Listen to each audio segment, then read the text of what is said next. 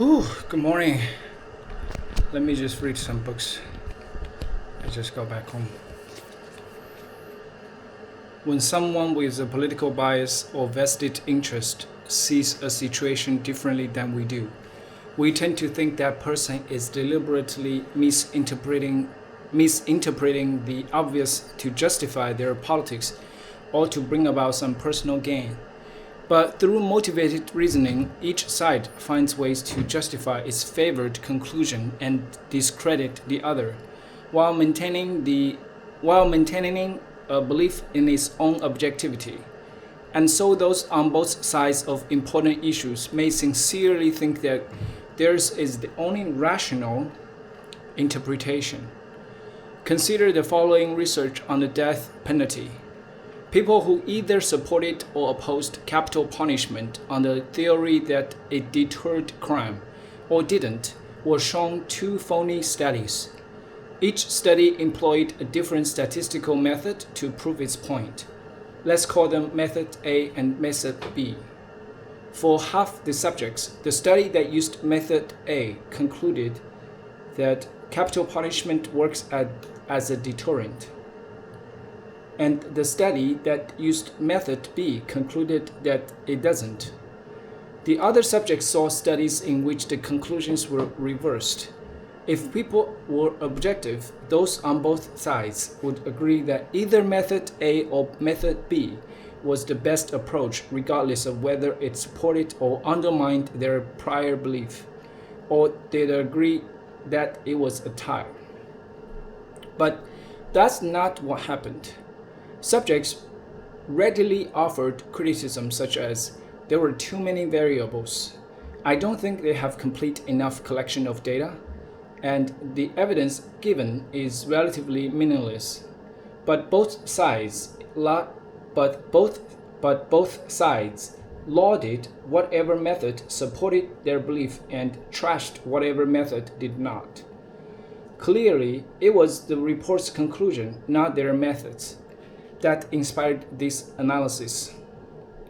Exposing people to well-reasoned arguments both pro and anti-death penalty did not engender understanding for the other point of view. Rather, because we poke holes in evidence we dislike and plug holes in evidence we like, the net effect in these studies was to amplify the intensity of the disagreement. A similar study found that after viewing identical samples of major network television coverage of the 1982 massacre in Beirut, both pro-Israeli and pro-Arab partisans rated the programs and the networks as being biased against their side. There are critical lessons in this research. First, we should keep in mind that those who disagree with us are not necessarily duplicitous or dishonest in their refusal to acknowledge the obvious errors in their thinking. More important, it would be enlightening for all of us to face the fact that our own reasoning is often not so perfectly objective either. Adjusting our standards for accepting evidence to favor our preferred conclusions is but one instrument in the subliminal mind's motivated reasoning toolkit. Other ways we find support for our worldviews, including our view of ourselves, include adjusting the importance we assign to various pieces of evidence and sometimes ignoring unfavorable evidence altogether. For example, ever notice how, after a win, sports fans crow about their team's great play, but after a loss, they often ignore the quality of play and focus on Lady Luck or the referees? Similarly, executives in public companies pat themselves on the back for good outcomes, but suddenly recognize the importance of random environmental factors when performance is poor. It can be hard to tell whether those attempts to put a spin on a bad outcome are sincere and the result of unconscious motivated reasoning, or are conscious and self-serving. One situation in which that ambiguity is not an issue is scheduling. There is no good reason to offer unrealistic promises with regard to deadlines, because in the end, you'll be required to back up those promises by delivering the goods.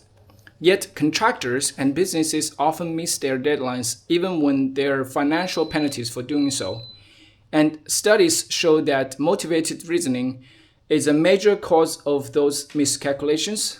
It turns out that when we calculate a completion date, the method we think we follow in arriving at it is to break the project down into the necessary steps, estimate the time required for each step, and put it all together.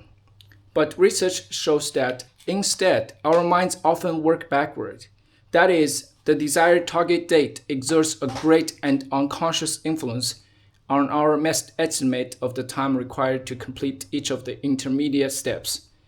In fact, studies show that our estimates of how long it will take to finish a task depend directly on how invested we are in the project's early completion. If it's important for a producer to get the new PlayStation game done in the next 2 months, her mind will find reasons to believe that the programming and quality assurance testing will be more problem-free than ever before.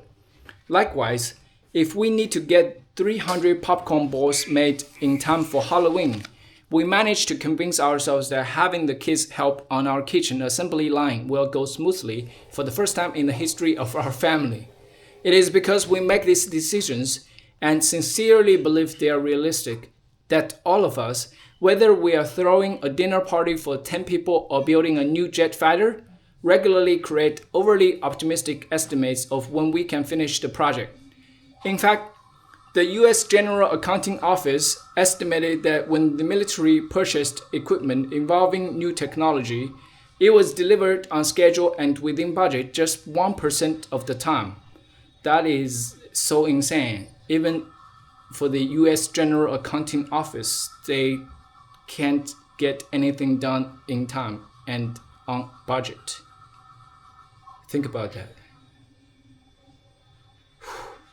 In the last chapter, I mentioned that research shows that employers often aren't in touch with the real reasons they hire someone.